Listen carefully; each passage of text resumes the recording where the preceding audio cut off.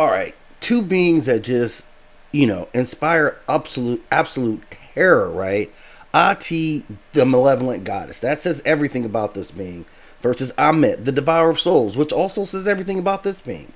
Let's get to know them both a little bit better here. Now, Ahit, her specifics really vary depending on the mythology, but always consistently as a malevolent goddess.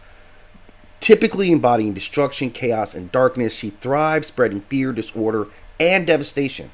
Her powers really rely on her being a destructive force. She wields immense power to obliterate opponents or environments. She can manipulate fear.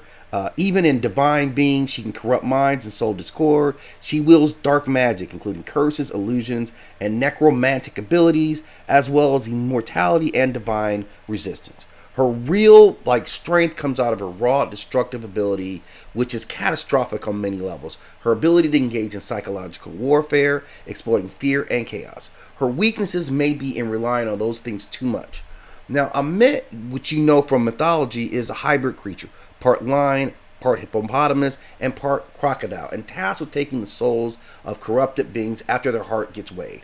Her powers include soul devouring, physical strength and durability, divine authority, and the real strength comes out of this ability to overwhelm and completely obliterate someone's soul. Immense physical power. So if this is a direct fight, you can imagine a lion, a croc, and a hippopotamus. Man, it's going to be some pretty powerful stuff, right? Her weakness is that she may be bound to this role of judgment. In a battle between the two, Atit's destructive abilities and potential use of dark magic give her an edge in an all-out fight.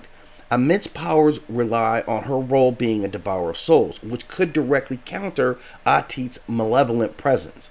If it's a physical combat, both of them are really well set up for this. Ammit, we talked about the physical strength of Ammit, but Ati's got some pretty powerful. She's also got the powers of a hippopotamus mixed in there with the wasp. So she's got some formidable tools. But I think this is going to come down to a psychological battle between the two. And I think that Ati has an advantage against weaker minds.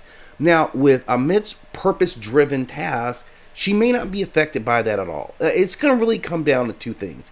If it's a purely physical battle, this is Ahit's battle to win. But if it comes into the spiritual range, and Ahit is judged as being out of balance with Ma'at, being truly a malevolent being, then this is Ammit's fight. She will devour that soul if this malevolent being is outside of Ma'at. If it's not, then there's no way she survives against this hippo-wasp hybrid.